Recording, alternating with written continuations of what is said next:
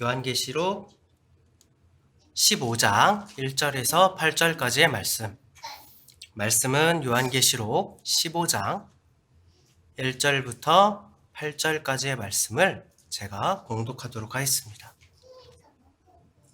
또 하늘에 크고 이상한 다른 이적을 보매 일곱 천사가 일곱 재앙을 가졌으나 곧 마지막 재앙이라 하나님의 진노가 이것으로 마치리로다. 또 내가 보니 불이 섞인 유리바다 같은 것이 있고 짐승과 그의 우상과 그의 이름의 수를 이기고 벗어난 자들이 유리바다가에 서서 하나님의 검은 고를 가지고 하나님의 종 모세의 노래 어린 양의 노래를 불러 이르되 주 하나님 곧 전능하신 이시여 하신 일이 크고 놀라우시도다. 만국의 왕이시여 주의 길이 의롭고 참되시도다. 주여 누가 주의 이름을 두려워하지 아니하며 영화롭게 하지 아니하리오리까. 오직 주만 거룩하시니이다. 주의 의로우신 일이 나타났음에 만국이 와서 주께 경배하리이다 하더라. 또 이 일 후에 내가 보니 하늘의 증거 장막의 성전이 열리며 일곱 재앙을 가진 일곱 천사가 성전으로부터 나와 맑고 빛난 세마포 옷을 입고 가슴에 금띠를 띠고 내 생물 중에 하나가 영원토록 살아계신 하나님의 진노를 가득히 담은 금 대접 일곱을 그 일곱 천사들에게 주니 하나님의 영광과 능력으로 말미암아 성전에 연기가 가득 차매 일곱 천사의 일곱 재앙이 마치기까지는 성전에 능히 들어갈 자가 없다 하더라. 아멘. 자, 오늘은 불 섞인 유리바다와 성도, 불 섞인 유리바다와 성도라는 제목으로 말씀을 증거하도록 하겠습니다. 그리스도의 몸된 교회로서 그의 지체로서 진정한 행복을 누리며 살아오고 계십니까? 아멘. 어제는 굉장히 날이 선선하고 하지만 우중충했습니다. 그동안에 너무 더웠다가 하루 종일 선선하니까 너무 좋았어요. 하지만 그 따가운 햇빛이 없으니 시원해서 좋긴 한데 그 선선함이 계속된다면 아마 세상은 많은 병들이 창궐할 것이고 사람들은 건강하지 못하겠죠. 우리의 삶에 그 따가운 햇빛이 고난처럼 느껴질지 모르겠지만 그러한 고난이 내게 유익일 수도 있습니다.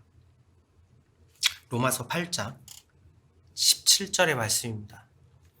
자녀이면 또한 상속자 곧 하나님의 상속자여 그리스도와 함께 한 상속자니 우리가 그와 함께 영광을 받기 위하여 고난도 함께 받아야 할 것이니라. 아멘. 여러분은 하나님의 자녀이십니까? 하늘 유업의 상속자이십니까? 하나님 나라의 백성이십니까? 그렇다면 여러분 또한 고난을 받아야 하는 존재입니다. 저는 이 자리에서 여러분에게 긍정적인 마음을 가져라, 좋은 생각을 하라고 감히 말씀드릴 수가 없습니다. 여러분이 되게 지체가 높으신 분이라서 말씀을 드릴 수 없다가 아니라 그것은 성경의 가르침이 아니기 때문입니다. 긍정적인 마음으로 고난을 이겨낼 수 없어요. 좋은 생각을 가진다고 해서 고통은 사라지지 않고 고통은 현실입니다. 당장 감정은 추스를지 모르겠지만 그것은 믿는 자들의 방식이 아니기 때문입니다. 성경이 말하는 고난과 고통은 긍정적인 마음이나 좋은 생각으로 극복할 수 있다고 말하지 않습니다. 그것으로 가능했다면 예수님께서 이 땅에 오시지 않았을 것입니다. 성경은 오직 예수 그리스도를 힘입고 예수 그리스도를 통한 열매를 맺어야 한다고 말합니다. 지난 시간에 사도행전 3장에 성전 문에서 구걸하던 걷지 못하는 자에 대해서 설교와 같이 내 자신이 스스로 한 발자국도 움직일 수 없는 한 치 앞도 내다볼 수 없는 안진뱅이와 소경임을 내 스스로 인정해야 비로소 나를 세워 걷게 하시는, 내 눈을 보게 하시는 그러한 은혜가 찾아오는 거예요.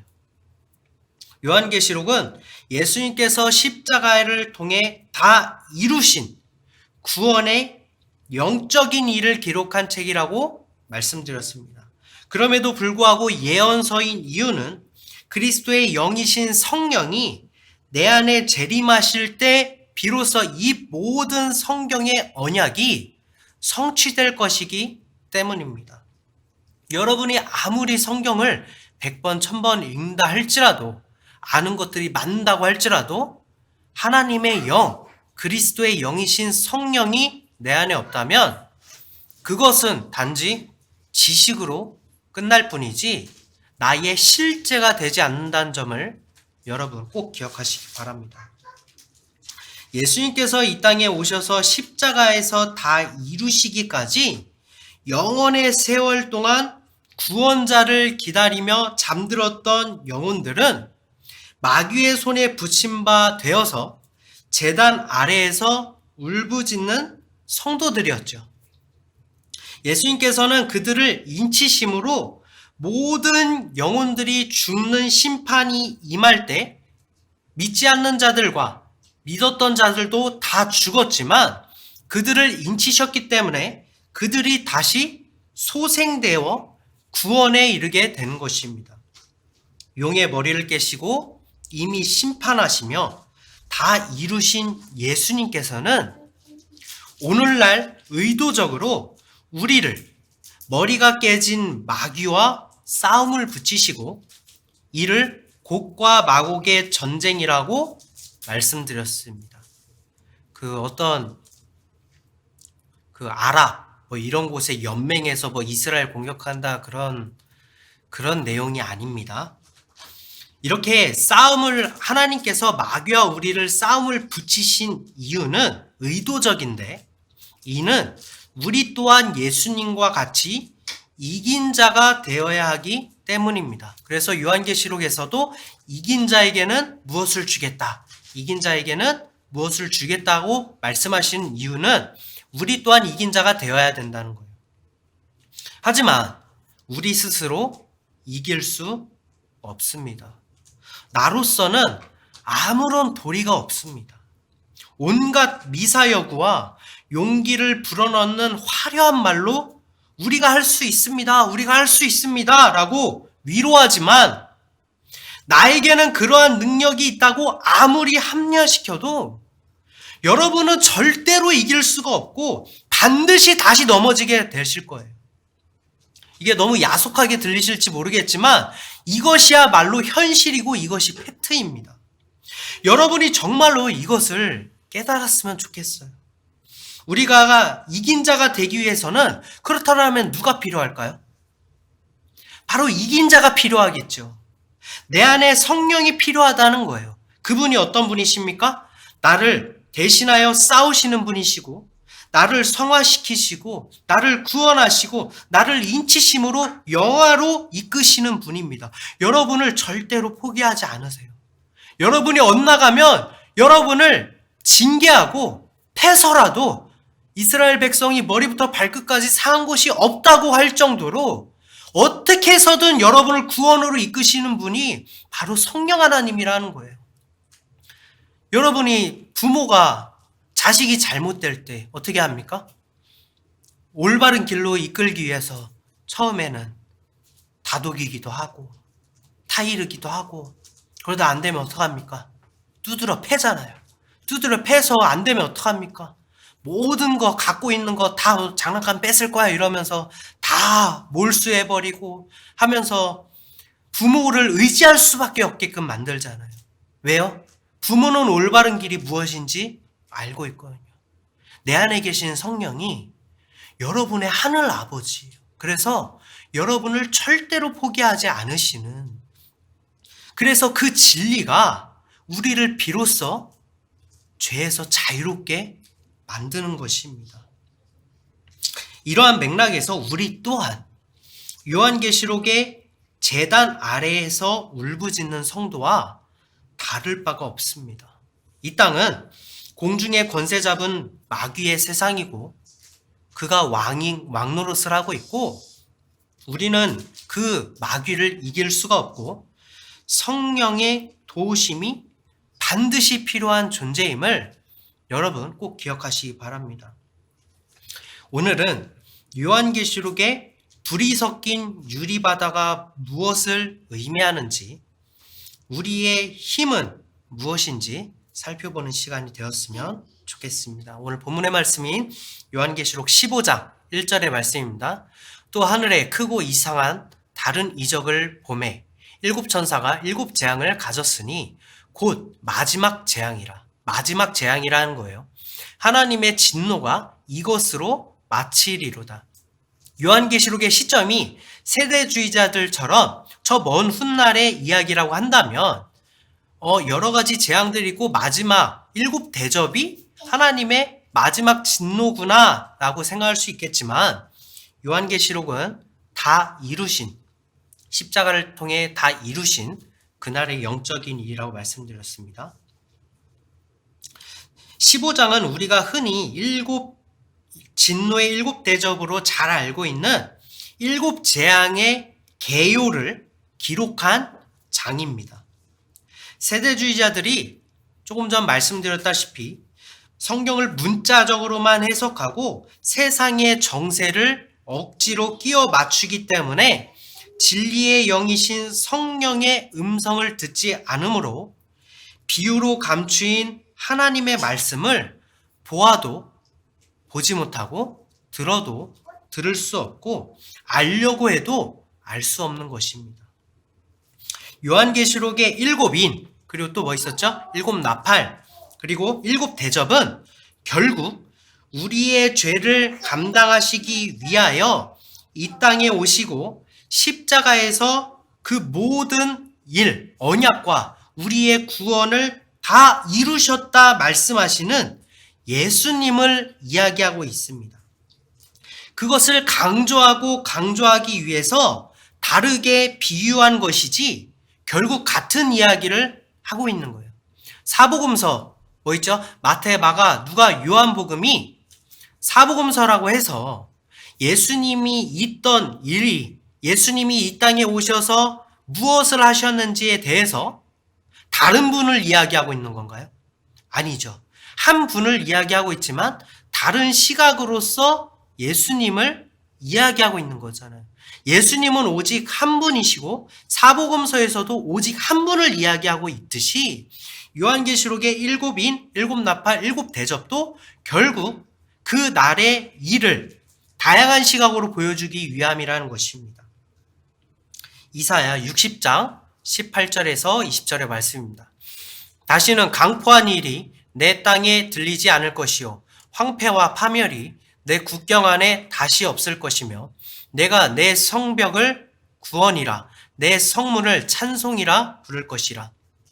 다시는 낮에 해가 내 빛이 되지 아니하며 달도 내게 빛을 비추지 않을 것이요 오직 여호와가 내게 영원한 빛이 되며 영원한 빛이라는 것입니다. 내 하나님이 내 영광이 되리니 다시는 내 해가 지지 아니하며 여호와가 우리의 영원한 해이기 때문에 지지 않는다는 거예요. 내 달이 물러가지 아니할 것은 여호와가 내 영원한 빛이 되고 내 슬픔의 날이 끝날 것임이라. 아멘. 하나님께서는 본래 우리에게 쏟으실 모든 진노를 십자가에 달리신 예수님께 쏟으셨습니다.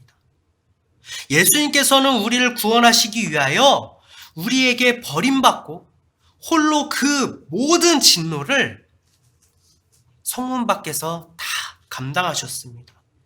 그것이 마지막 재앙이고 하나님의 진노가 끝난 것입니다. 다시 한번 강조드리지만 예수님께서 십자가에 달리심으로 예수님께서도 다 이루셨다라고 말씀하셨어요. 세대주의자들이 말하는 예수님께서 다시 재림하시고 연달아 재앙들이 일어나고 다시 뭐 올라갔다가 또 거기서 잔치했다가 또 다시 내려오고 전쟁하고 또 올라갔다 내려오고 이런 미혹으로부터 벗어나시기 바랍니다.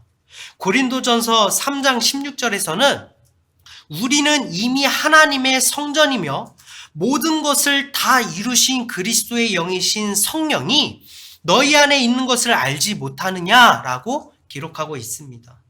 이미 내 안에 성령으로 재림하시는데 내가 아무것도 느끼지 못하고 그것을 인정하지도 않고 그저 하늘만 바라보면서 표적을 구한다면 예수님께서 승천하시고 난 다음에 어떻게 했어요? 다 하늘만 바라보고 있으니까 온 모습 그대로 다시 오리라고 하니까 하늘만 쳐다보고 있잖아요. 그랬더니 옆에서 두 천사가 뭐라고 합니까? 어찌하여 하늘을 바라보느냐라고 말하잖아요. 왜냐면 예수님께서 이미 성령으로 임하시는데 어찌 너희 눈으로 보려고 하느냐라고, 어찌 표적을 또 보려고 하느냐라고 지적하는 것입니다.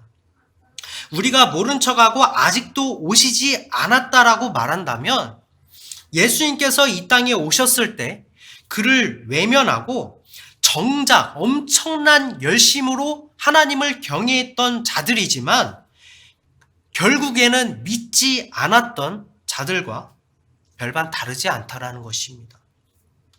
오늘 본문의 말씀 15장 2절의 말씀입니다.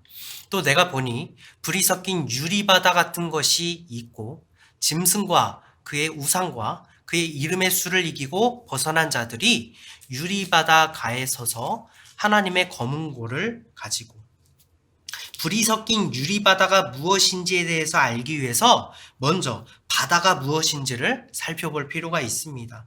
시편 104편 25절에서 26절의 말씀입니다. 거기에는 크고 넓은 바다가 있고 그 속에는 생물 곧 크고 작은 동물들이 무수하니이다. 그 곳에는 배들이 다니며 주께서 지으신 리워야단이 그 속에서 노나이다. 성경에서는 정말 많은 곳에서 바다를 배경으로 하거나 바다를 비유로 하는 곳이 많습니다. 이는 죄악의 세상이며 리워야단, 즉 마귀가 왕노릇하는 것을 의미하고 있는 것입니다. 따라서 주홍과 같은 죄, 그리고 죄악의 바다를 상징하는 것이 뭐죠? 홍해잖아요. 홍해. 홍해를 상징하고 있고, 홍해를 향하여 모세가 보혈의 십자가를 예표하는 십자가를 뻗었을 때 그로 인해서 어떻게 됩니까? 홍해가 갈라지죠. 죄악이 갈라지는 것을 의미하는 것이며 믿는 자들의 그곳에서 무사히 건널 수 있도록 길을 내신 것 또한, 이러한 홍해의 기적 또한 우리 모든 죄를 멸하시고 마귀를 심판하시고 우리를 구원하실 예수님을 나타내고 있다는 것입니다.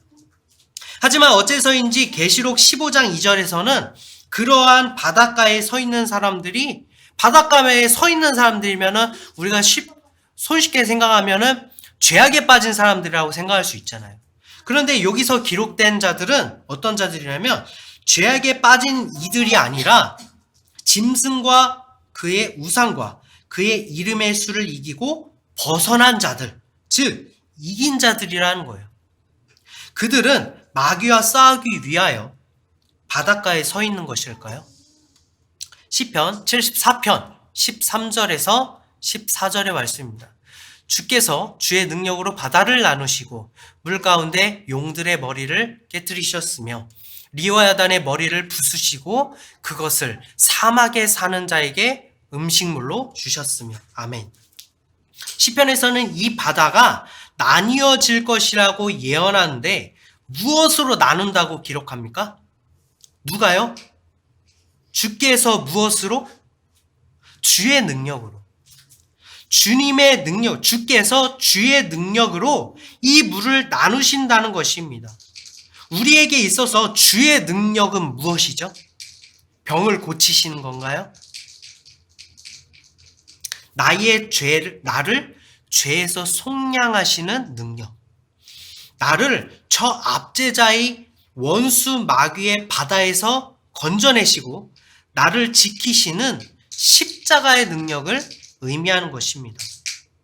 예수님께서는 처참한 고통의 십자가가 나약한 것이 아니라, 우리 눈에 보이기에 나약한 것이 아니라, 패배하는 것처럼 보이는 것이 아니라 단지 어떤 희생이라는, 예수님께서 우리를 위해 희생하셨습니다 라는 그런 간단한 단어로 표현될 일이 아니라 우리에게는 빛이요 생명이요 유일한 구원의 길을 여신 하나님의 능력인 것입니다.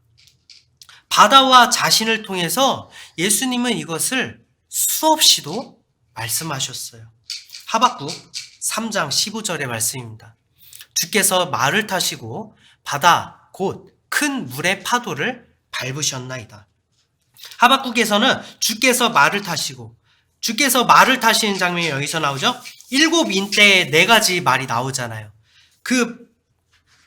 기억하십니까? 요한계시록 진하게 했으니 기억하셔야 됩니다. 7인의 말을 의미하는 거죠. 바다, 마귀의 세상을 통해 마귀의 세상을 자신의 발등상으로 여기시고 심판하실 것을 이 하박국서를 통해서 예언하셨습니다. 마태복음 14장 25절의 말씀입니다. 밤 사경에 예수께서 바다 위로 걸어서 제자들에게 오시니, 제자들은 이 예수님의 모습을 유령으로 생각해서 두려워서 떨었으나 예수님이 바다를 밟고 오시는 거예요. 왜 이것이 퍼포먼스입니까? 나는 이러한 능력이 있어 라면서 예수님이 일부러 이렇게 보이신 건가요? 다 의미가 있는 거예요. 하박국서에서 예언했던 예수님이 큰 물의 파도를 밟으셨다라는 것처럼 예수님께서 그 언약을 성취하시기 위해서 자신이 그 죄악의 바다의 세상을 발등상으로 여기고 유유히 걸어오시는 구원자이심을 나타내신 거예요. 모세가 강가에 갈대상자에 떠 있는 것도 무엇을 의미하는 것입니까? 예수님을 예표하는, 구원자를 예표하는 모세가 강 물에 빠지는 것이 아니라 강 위에 갈대상자, 나무 상자로 떠 있잖아요. 뭐예요 그게?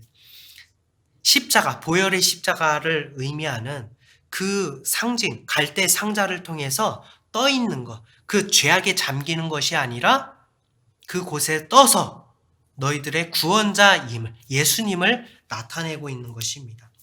요나서 1장 15절의 말씀입니다. 요나를 들어 바다에 던짐에 바다가 뛰노는 것이 곧 그친지라. 요나서를 통해서 예수님으로 예표된 요나는 저들의 손에 의해서 바다로 버려졌죠.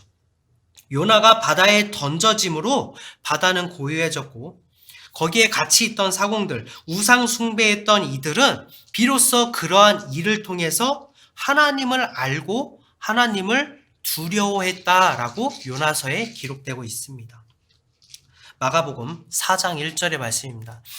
예수께서 다시 바닷가에서 가르치시니 큰 무리가 모여들거늘 예수께서 바다에 떠있는 배에 올라 앉으시고 온 무리는 바닷가 육지에 있더라. 아멘.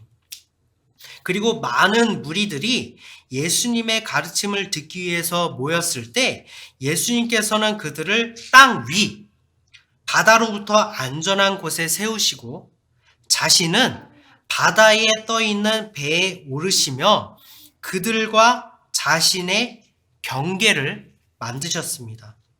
제가 이 말씀을 묵상하면서 참 마음이 너무 아픈 거예요. 우리가 제자들, 많은 사람들이 예수님께 가르침을 받으러 왔을 때 그냥 가르치시면 되지, 왜 예수님께서 그 바다에 배에 오르셔서 가르치셨을까? 이들이 자꾸 인파가 몰리니까 위험해서 그랬던 걸까? 라고 생각할 수 있겠지만 그 의미를 담고 있는 게 아니라 저 사람들, 예수님의 가르침을 듣기 위한 사람들은 저곳에 세우시고 자신은 지금 바다 위에 계시는 거예요. 이것이 무엇을 의미하는지를 우리가 지금 살펴보려고 하는 것입니다. 이사야서 11장 9절의 말씀입니다. 내 거룩한 산 모든 곳에서 해됨도 없고 상함도 없을 것이니 이는 물이 바다를 덮음같이 여호와를 아는 지식이 세상에 충만할 것임이니라. 아멘.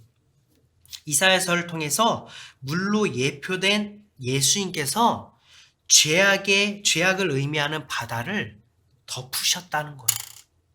이는 그 바다가 바닷가에 서 있는 이들을 덮치지 못하게 하신 것입니다. 모든 파도와 풍랑을 예수님께서 다 감싸 안으시는 것을 의미하는 것입니다. 누가복음 12장 49절의 말씀입니다. 내가 불을 땅에 던지러 왔노니 이 불이 이미 붙었으면 내가 무엇을 원하리요? 예수님께서는 이 땅에 오실 때 불을 땅에 던지러 왔다라고 말씀하십니다.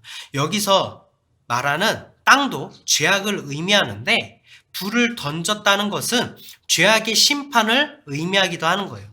하나님의 진노의 형벌을 의미하기도 하는 것입니다. 그 불은 마귀의 심판이며 죄악된 우리를 심판하기 위한 불이었지만 우리의 심판은 예수님께서 십자가에서 대신 감당하셨습니다. 즉, 불이 섞인 유리는 하나님의 진노를 감당하신 바다를 덮으신 물이며 우리를 맑고 깨끗하게 하실 예수 그리스도를 의미하고 있는 거예요. 불이 섞인 유리바다 그 자체가 나를 구원하신 예수 그리스도를 나타내고 있다는 것입니다. 여러분 한번 이 모습을 상상해 보았으면 좋겠어요. 불이 섞인 유리바다. 저 성도들을 안전한 곳에 세우시고 자신이 모든 것을 다 감당하셔서 저 큰 바다를 자신이 다 감싸 안고 우리를 지키시는 그 예수님. 하지만 불이 섞인 모습이에요. 불이 왜 섞였죠? 하나님의 진노, 우리가 받아야 할 진노를 다 감당하셨기 때문에. 우리가 믿음이 없다라면 우리는 모두 그 바다에 빠져 죽을 수밖에 없지만 예수 그리스도의 이름을 부르짖을 때 그는 즉시로 그 손을 내밀어 믿는 자들을 건져내시고 바닷가에 세우십니다.